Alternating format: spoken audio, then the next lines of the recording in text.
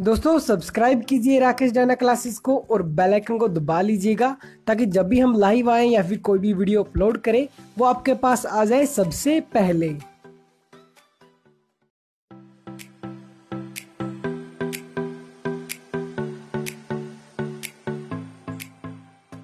Friends जय हिंद, welcome back to Rakesh Danda classes. मैं हूं नरेंद्र चौधरी। तो यार आज अपन करेंगे मैग्नेटिज्म, और उसको शुरू करने से पहले मैं आपको बता दूं कि मेरे खुद के चैनल रियलिटी अपेक्स पर डेली टॉप 20 क्वेश्चन डिस्कस होते हैं, चैप्टर वाइज होते हैं, और एकलव्य सीरीज का नाम रखा है, एकलव्य सीरीज चलती है। मैं खुद वहाँ पर आपको स्टडी करवाता हूँ।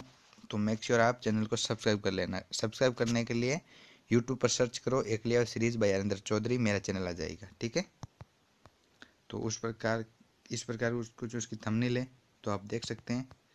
अब चलिए मैग्नेटिज्म शुरू करते हैं अपन। तो मैग्नेटिज्म इस वीडियो के अंदर पूरा कवर हो जाएगा।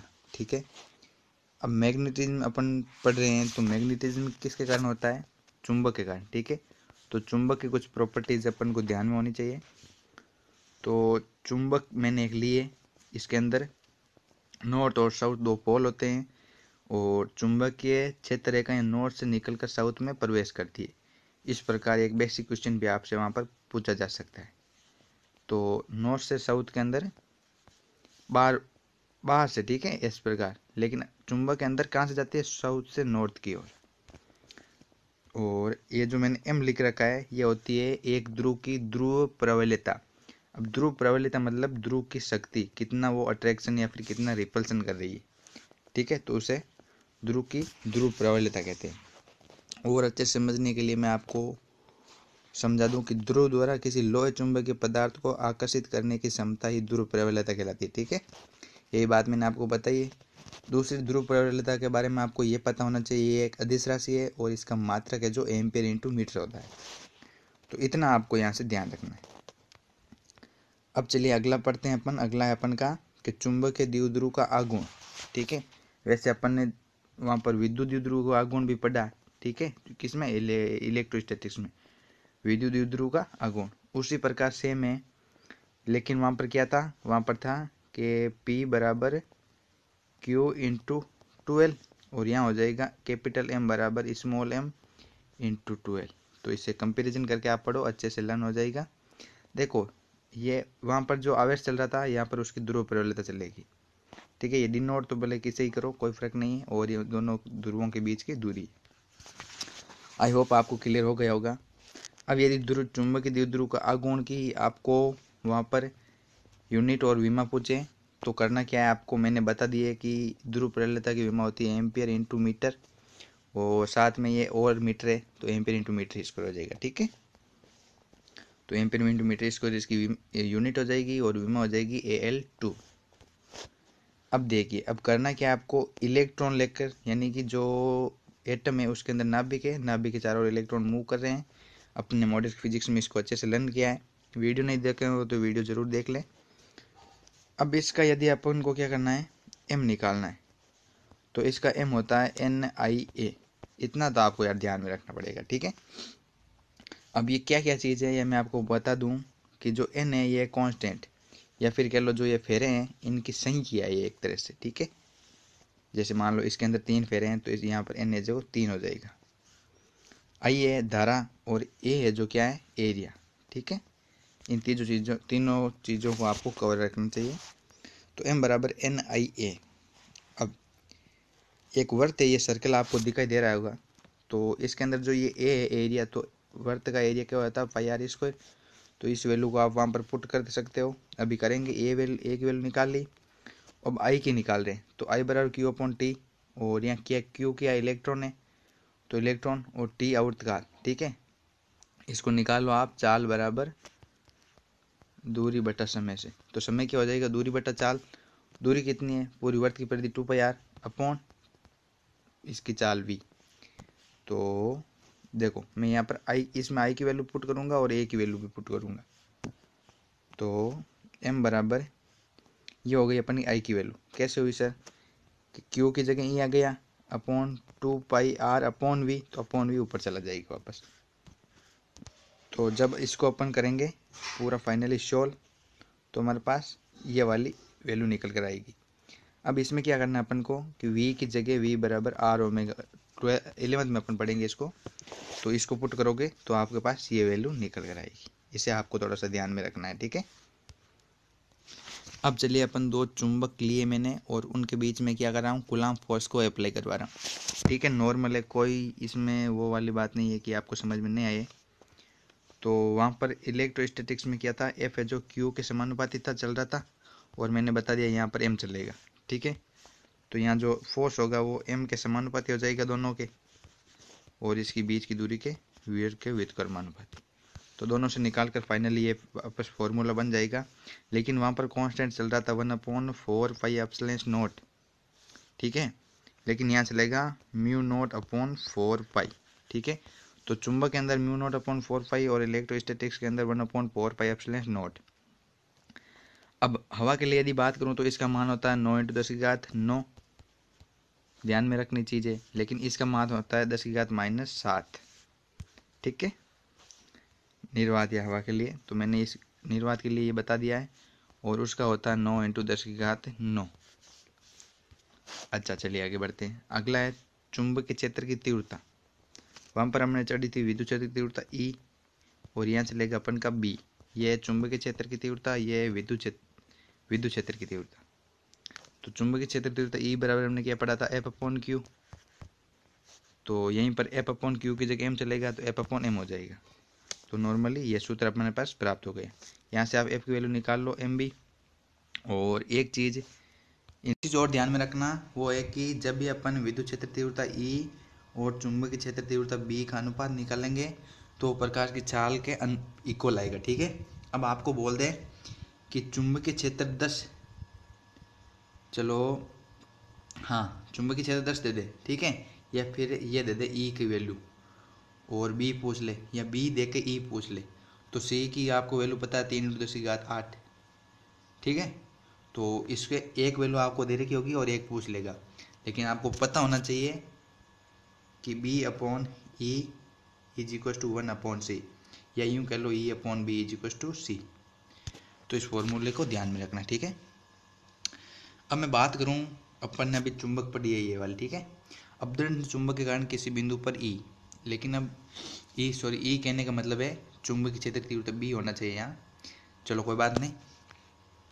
अपदंड चुंबक के कारण अपन को विद्युत क्षेत्र की चुंबकीय क्षेत्र की तीव्रता निकालनी है B, तो अक्षीय स्थिति पर होगी μ0/4π 2m/r3, और निरक्ष पर होगी ये वाली, ठीक है। तो इन दोनों को आपको ध्यान में रखना, अच्छे से देख लो फॉर्मूला। अब देखिए, अब है चुंबकीय क्षेत्र में द्विध्रुव पर लगने वाला बल युग्म का आघूर्ण, ठीक है। हमें कोई एक समान चुंबकीय क्षेत्र B दे रखा होगा, उसके अंदर दंड चुंबक दे रखी होगी। अब उस पर लगने वाला बल, यानी कि उसको अपन चुंबकीय क्षेत्र में रोटेट कर रहे हैं, तो उसको घुमाने में हमें कितने बल की आवश्यकता होगी। तो बल को यहाँ पर बल आघूर्ण लेना पड़ेगा टाउ, और टाउ क्या होता है, बल गुणा लंबवत दूरी। तो बल मैंने आपको आगे बता दिया है, MB होता है, और लंबवत दूरी होगी 12 sin θ। तो यहाँ से हो जाएगा M × 12, हमने पढ़ा है कैपिटल M होता है। तो टोटल M जो टाउ होगा इक्वल में MB sin θ, ठीक है। तो वैसे इससे कोई लेना देना नहीं है, आप सीधा फॉर्मूला याद रखो, ये वाला होगा, ठीक है। अब यहाँ से आपको क्या कैसे क्वेश्चन आएंगे, वो आएंगे sin θ की वैल्यू वेरी करके देंगे आपको। तो इसको देखो, द्विध्रुव में हमको इतने बल युग्म के आघूर्ण की आवश्यकता होगी, लेकिन उसमें जो कार्य हमें प्राप्त होगा वो कितना होगा, वो होगा अपन का MB1 - cos θ, और ऊर्जा होगी -MB cos θ, ठीक है। तो इतनी जानकारी आपको यहाँ से मिलेगी। 1, 2 और 3 फॉर्मूले कोष्टक वाले आपको अच्छे से लर्न कर लेने। अब देखो, कभी कभी बेसिक से भी क्वेश्चन पूछा जा सकता है कि तल के अंदर चुंबकीय क्षेत्र और तल के बाहर चुंबकीय क्षेत्र को किस प्रकार डिनोट करते हैं। तो तल के ऊपर को डॉट से डिनोट करते हैं, और तल के अंदर जो है उसको क्रॉस से। अब क्यों करते हैं इसका रीज़न मैं आपको बताऊं, तो ये कोई तीर है, ठीक है, जो धनुष तीर होती है वो वाली तीर है।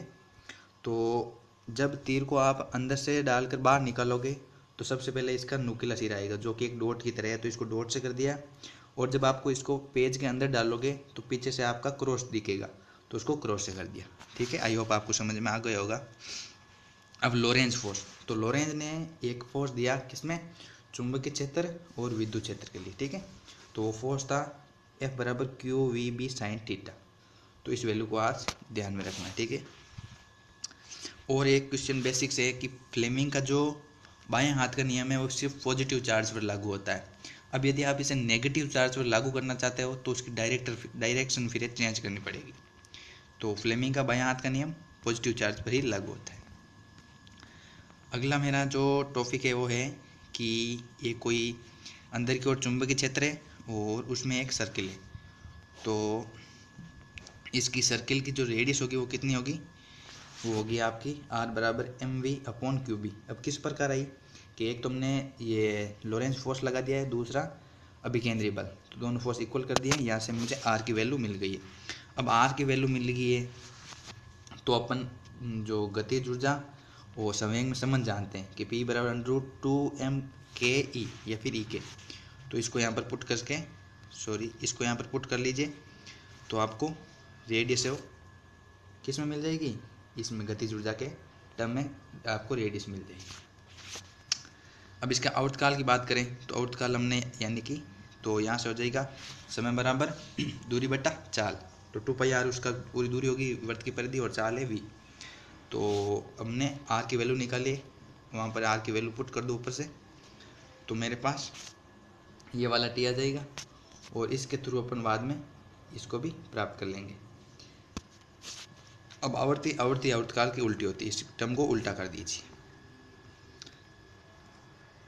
अगला है कि चुंबकीय क्षेत्र में धारावाही चालक तार पर लगने वाला बल। अब क्या है कि दो चुंबक ले रखे हैं और बीच में एक तार है, उस पर बल कितना लगेगा, तो उस पर बल लगेगा बिल के इक्वल। ठीक है, बल बराबर बिल। अब चुंबकीय क्षेत्र के कारण बल लगेगा BIL साइन थीटा। तो साइन थीटा को ध्यान में रखना है, ये साइन थीटा 90 पर लिया है तो मैंने बिल आया। तो जैसे ये N है ये और ये S है, तो इसके लंबवत जो चुंबकीय क्षेत्र इस प्रकार है, इसके लंबवत तार होगा तो उस पर बिल लगेगा बल। ठीक है, बल बराबर बिल, इससे आपको याद हो जाएगा। चुंबकीय क्षेत्र का मात्रक newton upon ampere into metre या फिर वेबर प्रति मीटर स्क्वायर या टेस्ला या फिर गॉस। तो इन तीनों को आपको ध्यान में रखना है, इंपॉर्टेंट है ये वाला। बायो सेवर्ट का नियम, तो बायो सेवर्ट के नियम के अनुसार क्या होगा कि जो चुंबकीय क्षेत्र होगा वो धारा के समानुपाती, लंबाई के समानुपाती, साइन थीटा के समानुपाती, बट दूरी के वर्ग के व्युत्क्रमानुपाती होता है। ठीक है, और सभी समानुपाती है या फिर व्युत्क्रमानुपाती है तो कांस्टेंट आएगा वहाँ पर, ये प्रोपोर्शनल साइन हटकर, तो μ0/4π ये जो कांस्टेंट आ जाएगा। चलिए अगला देखते हैं। अगला है कि बी की निर्भरता वैसे कोई नहीं, यही है कि आई के समानुपाती, DL के समानुपाती, साइन थीटा के समानुपाती, बट R स्क्वायर के व्युत्क्रमानुपाती वाला है। ठीक है, तो चलिए अगला है अपन का कि किसी वर्ताकार धारावाही कुंडली के केंद्र पर उत्पन्न चुंबकीय क्षेत्र। तो वर्ताकार कुंडली से केंद्र पर कितना चुंबकीय क्षेत्र उत्पन्न होगा, वो होगा आपका μ0/2a/I। ठीक है, तो इस चीज़ को आपको ध्यान में रख लेना है। जो मैं फॉर्मूला बता रहा हूँ तो इनको आप नोट डाउन कर लीजिएगा। ठीक है, ये कैसे निकाला मैंने, बायो सेवर्ट का नियम लगाया है और लिमिट पुट की है। आपको ये PDF मिल जाएगी, देख लेना। वैसे आज मैं इसको क्लियरली नहीं बता रहा हूँ, कुछ रीज़न है उसका।